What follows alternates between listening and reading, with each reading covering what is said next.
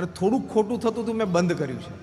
તો હવે ભગવાન મને સહારો આપશે, ભગવાન મારી મદદે આવશે, કારણ કે હું ભગવાનને જેવું ગમે છે હું થવાનો મેં પ્રયત્ન કર્યો છે. આ જે શ્રદ્ધાની લિંક છે ને એ આપણને કપરી પરિસ્થિતિ, the most difficult times of your life, which I said earlier કે it is part and parcel of everybody's life. Life is like a sine wave, આવશે જ. એ વખતે આ બરોબર સ્થિરતા આપી શકે છે. આ એક પ્રસંગ સાંભળીને પણ આપણને આનંદ આવ્યો કે નહીં, કે મેં अपने दूध में पानी नहीं डालूंगा. જ્યારે નીલ આર્મસ્ટ્રોંગે પહેલો પગ ચંદ્ર ઉપર મૂક્યો ને ત્યારે ન્યુયોર્ક ટાઈમ્સે આર્ટિકલમાં ટાઇટલ પેજ ઉપર લખેલું કે a small step by a man but a giant leap for mankind. કે માણસે તો એક નાનું ડગલું ભર્યું ચંદ્ર ઉપર, પણ માનવતાએ બહુ મોટી ફલાંગ મારી. એમ દિલ્હી અક્ષરધામમાં ત્યાં એક સામાન્ય વ્યક્તિએ આવી એક પ્રતિજ્ઞા લીધી. આજે આપણે 10,000 માઇલ દૂર એ વાત સાંભળીને આનંદ પણ થયો અને પ્રેરણા પણ મળી. એમ આઈ રાઈટ? એ જે આનંદ અને પ્રેરણા છે ને એ આપણને સ્થિરતા આપે, એ કનેક્ટિંગ લિંક છે.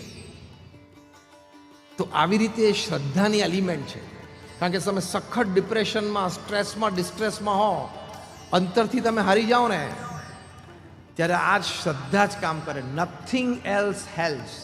All your talents, all your academics, all your experiences, all your know hows, all your platforms, all your back support system, nothing works. જો આને હર્ષના કેસમાં ક્યાં કશું કામમાં આવ્યું, સંવાદમાં આપણે જોયું. એ વખતે એક ભગવાનમાં શ્રદ્ધા છે એ કામ લાગી જાય. જો અર્જુન હતા, એ અર્જુનને કુરુક્ષેત્રના મેદાન ઉપર સ્ટ્રેસ આવેલો જ કે હું મારા સગાવાલા સાથે યુદ્ધ ના કરું, હું કેવી રીતે મારા વડીલોને મારી શકું. જેની પાસે ઉછરીને મોટો થયો, જેની પાસેથી વિદ્યા શીખ્યો, મને મારવાના મૂકી દીધું. ભગવાન કૃષ્ણને ઘણો બધો ઉપદેશ આપ્યો, આખી શ્રીમદ ભગવદ્ ગીતા છે. પણ ભગવાન શ્રી કૃષ્ણને એમને શું કીધું કે મન મના ભવ, તું મારામાં મન રાખ, હું કહું એમ તું કર અત્યારે. અને શ્રદ્ધાનું એલિમેન્ટ તો હતું જ. અર્જુન પરમ ભક્ત જ હતા, પણ શ્રદ્ધાનું એલિમેન્ટ ભગવાન શ્રી કૃષ્ણ એ વખતે વાપર્યું. એટલે આપણને શું મેસેજ છે એનો આપણને બધાને, કે આવા સંજોગોમાં આપણે પણ શ્રદ્ધા ઉપર જ આધાર રાખવો. એટલે ભગવાન પ્રત્યેની અતૂટ શ્રદ્ધા ઉપર જ આધાર રાખવો. ભગવાનમાં અર્જુને મન રાખ્યું અને ભગવાનનું કયું કર્યું તો બધું જ કામ પાર પડ્યું. અને આજે નરનારાયણ દેવ પધરાઈ ગયા. ભગવાનની સાથે અર્જુનનું પૂજન થાય છે. તો જ્યારે જ્યારે પણ સ્ટ્રેસ આવે ને ત્યારે ભગવાનમાં શ્રદ્ધા જ અગત્યની વાત છે. સ્ટ્રેસ મેનેજર્સ છે ને તમને ઘણી બધી વાતો શીખવાડે.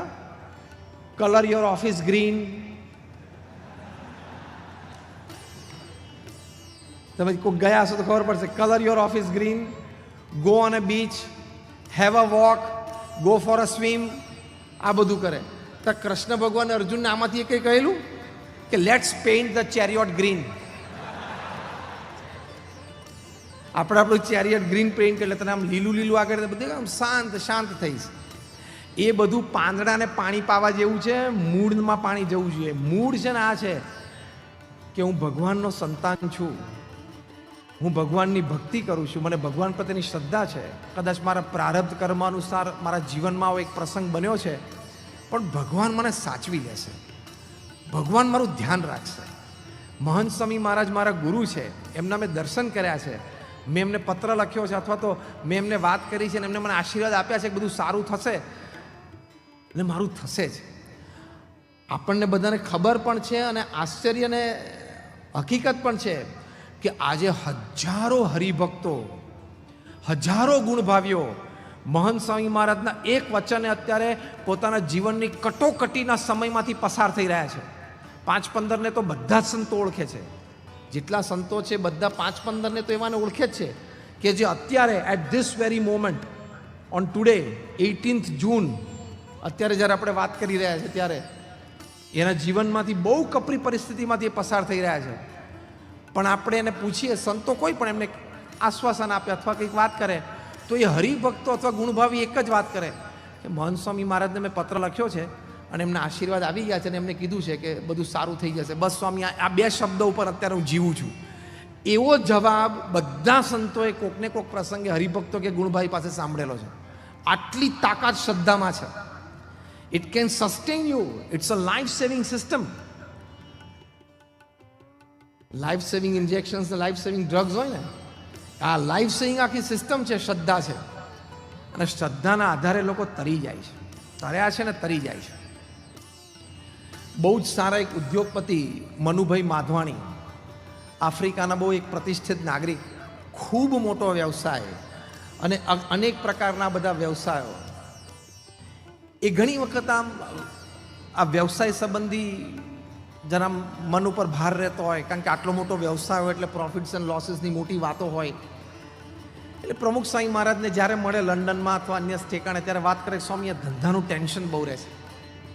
ત્યારે પ્રમુખ સ્વામી મહારાજ કાયમ મનુભાઈ માધવાણીને કહેતા કે ભગવાનને તમે કરતા હરતા જાણો, આપણે નિમિત્ત માત્ર છીએ, પુરુષાર્થ કરી લેવાનો. આપણી જે પ્રવૃત્તિઓ એમાં પૂર્ણ પુરુષાર્થ કરવાનો. પ્રશ્ન આવે તો એના સમાધાન માટે સમય પણ આપવાનો અને રિસોર્સિસ પણ ખર્ચવાના.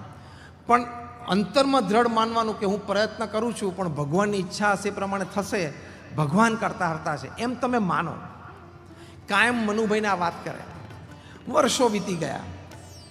એક વખત મનુભાઈ માધવાણી પ્રમુખ સ્વામી મહારાજને મળ્યા અને સ્વામીને કહ્યું, સ્વામી આપે જે મને ઘણી વખત આ ઉપાય સુજાડ્યો છે એ મેં હવે સિરિયસલી પ્રયત્ન કર્યો છે કે દિવસ દરમિયાન પણ કદાચ એવી કોઈ સ્ટ્રેસ તણાવ લાવી વાત ના હોય, પણ આમ ભાર હોય, not stress but load of work, કામનો ભાર હોય, તણાવ ના હોય પણ જરા ભાર હોય, તો હું માનું છું કે ભગવાન કરતા હરતા છે.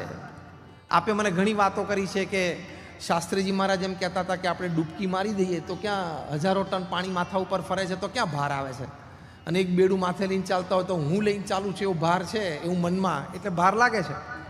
એ વાત હું રોજ સવારે રિપીટ કરું છું અને હું માનું છું કે મારો ધંધો ભગવાન ચલાવે છે. તો સાંજ પડે એકદમ હું હળવો થઈ જાઉં છું, રાત્રે ઊંઘ પણ સરસ આવે છે, અને ધંધા સંબંધી કોઈ સ્ટ્રેસ આવે, તણાવ આવે, ત્યારે હું ભગવાન પર છોડી દઉં છું ને બહુ હળવો થઈ ગયો છું. જો આ ભગવાનમાં શ્રદ્ધાથી આપણે આવા સંજોગોમાં પણ હળવા થઈ શકીએ છીએ. એમની દ્રષ્ટિએ તો આપણે વિદ્યાર્થી અવસ્થામાં છે, આપણે કાંઈ એવું નથી, અને થોડું ઘણું હોય જાતે ઊભું કરેલું હોય. આ થયેલું એવું હમણાં હર્ષના સંવાદમાં આપણે જોયું. અત્યારે આપણે વિદ્યાર્થી અવસ્થામાં બે જ કામ છે, સ્ટડીઝ એન્ડ સત્સંગ. બે જ કામ, અભ્યાસ અને સત્સંગ. ત્રીજો કોઈ કાર્યક્રમ જ નહીં. અને ત્રીજો કાર્યક્રમ શરૂ કર્યો તો હર્ષની પાછળ જ છે.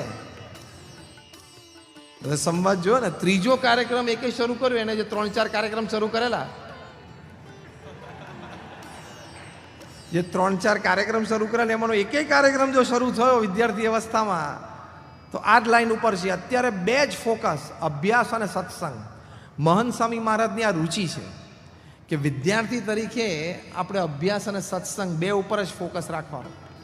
એટલું ફર્સ્ટ ક્લાસ કરિયર બની જાય, 2 પ્રોફેશનલ ડિગ્રી સાથમાં આવી જાય, ધીમે ધીમે જોબ શરૂ થઈ જાય, એક્સપિરિયન્સ શરૂ થઈ જાય, અને 2 પ્રોફેશનલ ડિગ્રી હોય અને 10 વર્ષનો તમને પ્રોફેશનલ એક્સપિરિયન્સ થઈ જાય, તમે કઈ કક્ષાએ પહોંચી શકો? અનબિલીવેબલ.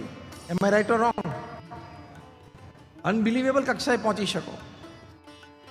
એ સત્સંગ છે એ આ ભગવાન પ્રત્યેની આપણને શ્રદ્ધા દ્રઢ કરાવે છે. તમે સત્સંગ સભામાં આવશો એટલે અનેક પ્રકારની આવી બધી વાતો તમને સમજવા, જાણવા, જોવા મળશે. અને એ સમજવા, જાણવા, જોવા મળશે એટલે એમાંથી તમને બળ આવશે. અરે સાયન્સ પણ આ કહે છે, ચલો તમે બધા સાયન્સના વિદ્યાર્થી છો, let me talk to you of something about science. University of Philadelphia, અમેરિકામાં professor Andrew Newberg, professor H.G. Koenig, આ હું તમને નામ આપું છું, તમે ગૂગલ ઉપર જજો. આ બંને પ્રોફેસર એક સર્વે કર્યો કે ભગવાનના નામ સ્મરણથી આપણને લાભ શું છે. એ લોકોએ લખ્યું કે સ્વર્ગની અને મોક્ષની વાત જ નથી, અમારે એની વાતનું સંશોધન નથી કરવું. જમાનો કેશ એન્ડ કેરીનો છે. જમાનો શેનો છે? Cash and carry. You buy and you get and you smile. પૈસા આપો, પદાર્થ મેળવો અને આનંદ કરો. કેશ એન્ડ કેરીનો જમાનો. તો ભગવાનના નામ સ્મરણમાં કેશ એન્ડ કેરી હોવું જોઈએ. હું કંઈક નામ સ્મરણ કરું તો મને પ્રત્યક્ષ લાભ થવો જોઈએ, અનુભૂતિ થવી જોઈએ. તમે એમ કહો ભગવાનનું નામ સ્મરણ તમારું બેંક એકાઉન્ટમાં જમા થાય છે, ભક્તિના બેંક એકાઉન્ટમાં, તે છેલ્લે મોક્ષમાં કામ આવશે. આ બે વૈજ્ઞાનિકો કે ના અમારે એ સંબંધી વાત સાચી ખોટી નથી કરવી, પણ આ સંશોધન કરવું છે. 4,000 વ્યક્તિઓને અમેરિકામાંથી ભેગા કર્યા, ડિફરન્ટ એજ ગ્રુપના, હજાર 4 ગ્રુપ. પહેલું એજ ગ્રુપ હતું 4 થી 12 વર્ષના બાળકો. સેકન્ડ એજ ગ્રુપ હતું 12 to 22, જે તમે બધા છો, 12 થી 22, અને જે બધા વિદ્યાર્થીઓ બેઠા છે તે. ત્રીજું એજ ગ્રુપ હતું 22 થી 60, અને ચોથું એજ ગ્રુપ હતું 60 and 60 and 60+. આ બધાને કેવું કે તમે ભગવાનનું નામ સ્મરણ કરો. એ પહેલાં સાયકોન્યુરો સોફ્ટવેર્સથી એમના માઇન્ડ મેપિંગ અને MRIs થયેલા. પછી એ લોકોએ નામ સ્મરણ કર્યું, 12 મિનિટ સુધી કરાયું, 3-4 વખત પ્રયોગ કર્યો. પછી એ લોકોને પાછા મોકલ્યા કે તમારે હજી મહિના સુધી, 1.5 મહિના સુધી આ પ્રયોગ ચાલુ રાખવાનો, because you are part of the experiment, because you are subject of the experiment. ઘરે આ પ્રયોગ ચાલુ રાખજો. પછી બધાને પાછા બોલાવ્યા યુનિવર્સિટી કેમ્પસમાં, 3-4 વાર નામ સ્મરણ આ રીતે કરાવી, અને પછી સાયકોન્યુરો સોફ્ટવેર્સ વર્ઝન 2.0 થી એ લોકોનું MRI અને માઇન્ડ મેપિંગ કર્યું. કન્ક્લુઝન રિપોર્ટમાં લખ્યું છે, તમે વાંચજો વિદ્યાર્થી, હવે ખાસ સાંભળજો. કન્ક્લુઝન રિપોર્ટમાં લખ્યું છે કે 4 થી 12 વર્ષની ઉંમરના જે બાળકો હતા એ નિત્ય 12 મિનિટ પણ નામ સ્મરણ કરતા હતા. દે હેડ 15 to 25% rise in their memory power. એટલે કે તમારી યાદ શક્તિ એ નામ સ્મરણથી વધે છે. બીજી વાત લખી છે, 12 થી 22ના હતા. હવે આપણી વાત આવી, તમારી બધાની. 12 થી 22 વર્ષની ઉંમરના કિશોરો યુવક હતા. એ લોકોને 15 થી 25% વધારો શેમાં જણાયો? એટલે આ સાયન્ટિફિક હતું, કારણ કે MRIs સોફ્ટવેર્સમાંથી એ લોકોને હાર્મોન્સ જે બોડીમાં રિલીઝ થાય એમાંથી એ લોકો સ્ક્રુટિનાઇઝ કરી શકે. તો 15 થી 25% વધારો હતો વિલ પાવર અને કોન્ફિડન્સમાં. આ 2 ગુણો તમારે અત્યારે ખૂબ જોઈએ. આત્મવિશ્વાસ એ આ તરુણને યુવા અવસ્થામાં ખૂબ જોઈએ. તે નામ સ્મરણથી વિલ પાવર અને કોન્ફિડન્સ વધે છે. આ બંને વૈજ્ઞાનિકોએ કન્ક્લુઝન રિપોર્ટમાં લખ્યું છે. 22 થી 60 વર્ષની ઉંમરના હતા એ લોકોને પણ 15 થી 25% વધારો in their buffer capacity two absorb the shocks of life. જીવનમાં જે દુઃખ આવે, જીવનમાં જે ઝાટકા આવે, એ સહન કરવાની શક્તિમાં 15 થી 25% વધારો. કારણ કે જેટલા આવવાના હોય ને ઝાટકા એ 22 થી 60માં જ આવે. હા, financial, family, personal life, health. 60 કે 60 થી ઉપરના જે મોટા હતા એ લોકો પણ નિત્ય નામ સ્મરણથી એ લોકોને શું લાભ? તો સાયકોન્યુરો સોફ્ટવેર્સે રિઝલ્ટ કાઢ્યું કે દે હેડ 15 to 25% increase in the capacity of their immune system. એટલે કે રોગ પ્રતિકારક શક્તિમાં એ લોકોને મજબૂતાઈ આવી. તો કન્ક્લુઝન રિપોર્ટમાં આ લખ્યું કે ભગવાનના નામ સ્મરણથી તમારી યાદ શક્તિ વધે છે, તમારો વિલ પાવર વધે છે, તમારો કોન્ફિડન્સ વધે છે, દુઃખ સહન કરવાની શક્તિ વધે છે, અને રોગ પ્રતિકારક શક્તિ વધે છે. તો આપણે ભગવાનનું નામ સ્મરણ કરવું જોઈએ કે નહીં? બધા વિદ્યાર્થીઓ બેઠા આંગળી ઊંચી કરો તો જે માનતા હોય કે ભગવાનનું નામ સ્મરણ કરવું જોઈએ કે નહીં. Thank you very much. એટલે આપણા સત્શાસ્ત્રોએ તો શ્રદ્ધાની વાત કરી જ છે. આવા અનેક પ્રકારના લાભ, શ્રદ્ધાના અનેક એકમો, પછી મંદિરે દર્શન કરો, સંત સમાગમ કરો, સત્શાસ્ત્રો વાંચો, નામ સ્મરણ કરો, એ બધામાંથી ફિઝિકલ, મેન્ટલ, ઇમોશનલ લાભ છે. લૌકિક દ્રષ્ટિ તો લખ્યા જ છે. વૈજ્ઞાનિકોએ સંશોધન કર્યું છે. તમે university of Duke any website ઉપર જજો, યુનિવર્સિટી ઓફ ડ્યુક. ત્યાં એ લોકોએ સંશોધન કર્યું કે 4000 વ્યક્તિ ઉપર સર્વે કર્યો 10 વર્ષ સુધી, કે જે વ્યક્તિ નિયમિત મંદિરમાં દર્શન કરવા માટે જાય છે અને જે વ્યક્તિ નથી જતા, બંને વચ્ચે 10 વર્ષે તફાવત શું આવ્યો? ફક્ત શારીરિક, ફિઝિકલ જ શું તફાવત છે, શું લાભ ગેરલાભ છે? તો એ કન્ક્લુઝનમાં યુનિવર્સિટી ઓફ ડ્યુક લખે છે કે those people who regularly visited religious places had 40% less chance of a heart disease than the people not going to religious places. એટલે કે જે લોકો નિત્ય મંદિરે દર્શન કરવા માટે જાય છે એ લોકોને નહીં જનારા કરતા 40% હાર્ટ ડિઝીઝની શક્યતા ઓછી હતી. તો લાભ છે કે નહીં? હાર્ટ ડિઝીઝની શક્યતા ઓછી એટલે એટલું એક ટેન્શન, ડિપ્રેશન ઓછું ને. એટલે શ્રદ્ધાથી જીવનમાં સ્થિરતા આવે છે, કારણ કે તમારી ફિઝિકલ હેલ્થ પણ સારી રહે છે શ્રદ્ધાથી. એ વૈજ્ઞાનિકોએ કહ્યું. શ્રદ્ધા ભગવાનમાં હોય તો માનસિક સ્થિરતા પણ સારી રહે છે, એટલે કે મેન્ટલ હેલ્થ. શ્રદ્ધા હોય તો તમારી ઇમોશનલ હેલ્થ, આંતરિક સ્વાસ્થ્ય એ પણ મજબૂત રહે છે. તો if your physical health, if your mental health, if your emotional health if they can be made good by chanting the holy name, it's overall stability in life. Overall તો stability આવે ને, કારણ કે ફિઝિકલ, મેન્ટલ, ઇમોશનલ હેલ્થ તમારી સારી છે. કારણ કે તમે યંગ એજમાં એકાદી હેલ્થ બગડી તોય ડિપ્રેશન ને સ્ટ્રેસ આવે. એટલે શ્રદ્ધા બહુ જ મોટું કામ કરે છે જીવનમાં. અનેક સ્તરે, દરેક ઉંમરમાં, અનેક પ્રકારના પ્રસંગોમાં ફેઇથ હેલ્પ્સ. સાયકેટ્રીની દ્રષ્ટિએ તો આ લોકો એ પણ કહે છે તમને ભગવાનમાં દ્રઢ શ્રદ્ધા હોય ને તો તમે જે વ્યક્તિઓને મળો છો ને એ વ્યક્તિનું માનસ, એ વ્યક્તિના કંઈક થોડાક ઇન્ટેન્શન્સ એ પણ તમને આમ અનુમાનમાં આવશે. આમ જાણી જશો એવું નથી લખ્યું, પણ તમને અનુમાનમાં આવશે. કારણ કે તમે એકદમ સાચા માર્ગ ઉપર હોય ને તો એ સેમ ટ્રેક ઉપરથી વિચલિત કોઈ સહેજ પણ વ્યક્તિ હોય ને એની બોડીની એનર્જી લેવલ અને ઓરામાંથી તમે સમજી શકશો. એટલે એ પણ એસોસિએશનનો લાભ થાય ને, કોની સાથે સંગ કરવો ન કરવો, તો એ પણ શ્રદ્ધામાંથી જન્મે છે. અને સંગ કરવો ન કરવો વિવેક આવે તો એમાંથી પછી સ્થિરતા આવે જ, તો એ પણ મોટો લાભ છે. તમે બધાએ બજાજનું નામ સાંભળ્યું હશે.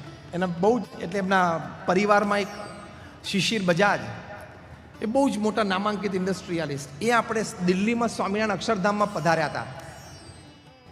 બહુ જ રાજી થયા, બહુ જ પ્રભાવિત થયા હતા. પછી કારીગરોની બધી સ્ટોરીઝ એમને સાંભળી, સ્વયંસેવકોની સ્ટોરીઝ સાંભળી.